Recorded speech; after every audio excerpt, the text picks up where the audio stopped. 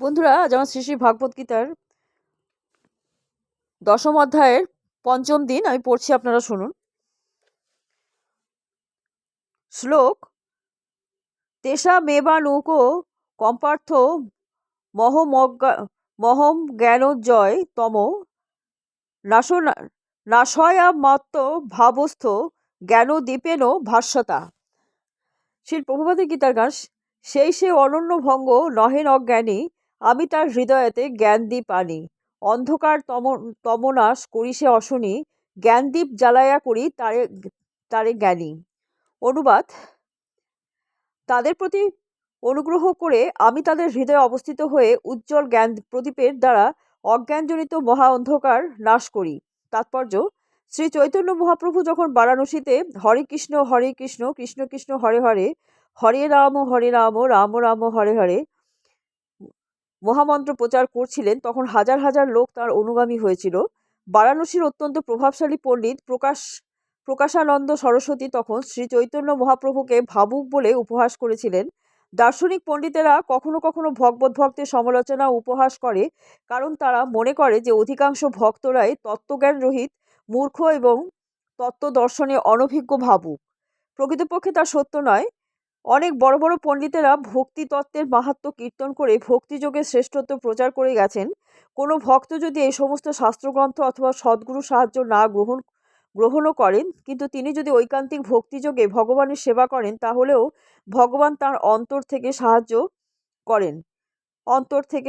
করেন ভগবান তাকে।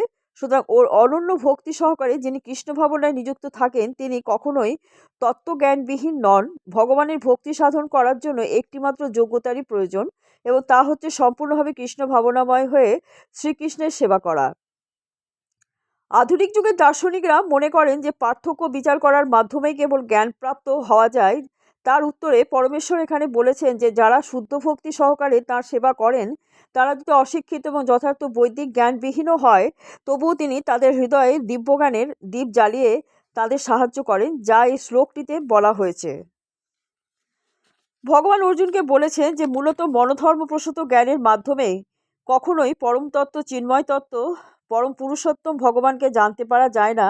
কারণ পরম তত্ত্ব এত মহান যে কেবল কোনো রকম মানসিক প্রচেষ্টার দ্বারা তাকে উপলব্ধি বা অর্জন করা সম্ভব নয়। মানুষ লক্ষ লক্ষ বছর ধরে নানা রকম জল্পনা কল্পনা এবং অনুমান করে যেতে পারে, কিন্তু যতক্ষণ পর্যন্ত তার চিত্তে পরমেশ্বর ভগবানের প্রতি ভক্তি না যাচ্ছে, পরম সত্যের প্রতি প্রীতির উদয় না হচ্ছে, ততক্ষণ পর্যন্ত সে কোনো মতেই পরম তত্ত্ব শ্রীকৃষ্ণকে জানতে পারে না।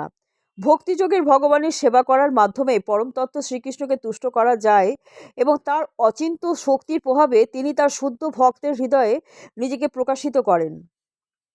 শ্রীকৃষ্ণ সর্বদাই তার শুদ্ধ ভক্তের হৃদয়ে বিরাজমান, তাই তিনি সূর্যের মতো অজ্ঞানতার সমস্ত অন্ধকার বিদূরিত করেন। শুদ্ধ ভক্তের প্রতি ভগবানের এটি একটি বিশেষ কৃপা।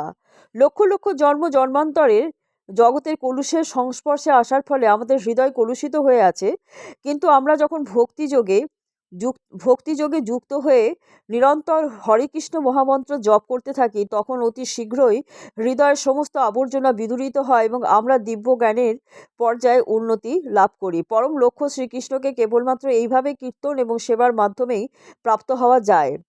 তর্ক অথবা মনোধর্মপ্রসূত কল্পনার মাধ্যমে কখনোই তাকে পাওয়া যায় না। শুদ্ধ ভক্তকে কখনোই শরীর ধারণের জন্য কোনো রকম প্রচেষ্টা করতে হয় না। তাকে কখনোই অনর্থ আশঙ্কাগ্রস্ত হতে হয় না, কারণ তার হৃদয় থেকে অজ্ঞানতার অন্ধকার দূর হয়ে যাওয়ার ফলে পরমেশ্বর ভগবানই তার সমস্ত প্রয়োজন মিটিয়ে দেন, কারণ তার অভিযুক্ত সেবায় ভগবান অত্যন্ত প্রীত হন। এটাই হচ্ছে ভগবদ্গীতার শিক্ষার সারমর্ম। ভগবদ্গীতা অধ্যয়ন করার মাধ্যমে আমরা সর্বতোভাবে ভগবানের চরণে আত্মসমর্পণ করে শুদ্ধ ভক্তিযোগের তার সেবায় নিযুক্ত হতে পারি। ভগবান যখন আমাদের দায়িত্ব গ্রহণ করেন, তখন আমরা সব রকম জাগতিক প্রচেষ্টা থেকে মুক্ত হই। শ্লোক: অর্জুন উবাচ পরং ব্রহ্ম পরং ধাম পবিত্রং পরমং ভবান পুরুষং শাশ্বতং দিব্য মাদি দেব মজং বিভুম আহুস্তা মৃষয় সর্বে দেবর্ষি নারদস্ততা অসিত দেবল ব্যাস স্বয়ং চৈব ব্রিবিষি মে। শ্রীল প্রভুপাদের গীতার গান। অর্জুন কহিলেন, পরম ব্রহ্ম পরম ধাম পবিত্র পরম, তুমি কৃষ্ণ হও নিত্য, এই মোর জ্ঞান। শাশ্বত পুরুষ তুমি, অজ আদি বিভু, অপ্রাকৃত দেহ তব সকলের প্রভু। দেবর্ষি নারদার যত ঋষি আছে, অসিত দেবল ব্যাস সেই গাহিয়াছে। তোমার এই শ্রীমূর্তি ওহে ভগবান, না জানে দেবতা কিংবা দানবান যারা দানবান। অনুবাদ। অর্জুন বললেন, তুমি পরম ব্রহ্ম পরম ধাম পরম পবিত্র পরম পুরুষ, নিত্য আদি দেব অজ ও বিভু। দেবর্ষি নারদ, অসিত দেবল ব্যাস প্রভৃতি ঋষিরা সেইভাবে তোমাকে বর্ণনা করেছেন এবং তুমি নিজেও এখন আমাকে তা বলছো। তাৎপর্য। ভগবদ্গীতার এই দুটি শ্লোকের মাধ্যমে পরমেশ্বর ভগবান আধুনিক যুগে তথাকথিত দার্শনিকদের তার সম্বন্ধে যথাযথভাবে অবগত হওয়ার সুযোগ দান করেছেন। কারণ এখানে স্পষ্টভাবে বলা হয়েছে যে পরমতত্ত্ব পরমাত্মা যে জীবাত্মা তিনি থেকে ভিন্ন। এই অধ্যায়ে ভগবদ্গীতার 4টি মুখ্য শ্লোক শোনার পর পূর্ণরূপে উপলব্ধি করা যায় যে শ্রীকৃষ্ণই হচ্ছেন পরম পুরুষোত্তম ভগবান। সেই সম্বন্ধে অর্জুনের মনে কোনো সংশয়ের অবকাশ ছিল না। তাই তিনি তৎক্ষণাৎ ঘোষণা করলেন, তুমি পরম ব্রহ্ম পরম পুরুষোত্তম ভগবান। পূর্বে শ্রীকৃষ্ণ নিজেই বলেছেন যে তিনি সকলের এবং সব কিছুর আদি উৎস। প্রতিটি মানুষ, এমনকি স্বর্গের দেবদেবীরাও তাঁর উপর নির্ভরশীল। অজ্ঞানতার বশবর্তী হয়ে মানুষ এবং দেবতারা মনে করেন যে তারা পরমেশ্বর ভগবান শ্রীকৃষ্ণের অধীনতা থেকে সম্পূর্ণভাবে স্বাধীন। ভক্তিযোগ সাধন করার ফলে এই অজ্ঞানতার অন্ধকার সম্পূর্ণভাবে বিদূরিত হয়, সে কথা পূর্ববর্তী শ্লোকে ভগবান নিজেই ব্যাখ্যা করেছেন। এখন ভগবানের কৃপার ফলে অর্জুন শ্রীকৃষ্ণকে পরম তত্ত্ব বলে স্বীকার করেছেন, সে কথা বেদেও স্বীকার করা হয়েছে।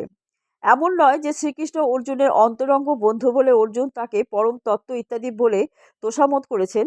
এই শ্লোকগুলিতে অর্জুন যা বলেছেন তা সবই বৈদিক শাস্ত্রসম্মত। বেদে বলা হয়েছে যে ভক্তির মাধ্যমে কেবল ভগবানকে উপলব্ধি করা যায়, এছাড়া আর কোনোভাবেই তাকে জানতে পারা সম্ভব নয়। এখানে অর্জুন যা বলেছেন তা প্রতিটি কথা বেদের নির্দেশ অনুসারে অক্ষরে অক্ষরে সত্য। বন্ধুরা, আজকে এই পর্যন্ত। আগামীকাল আবার পড়ে শোনাবো।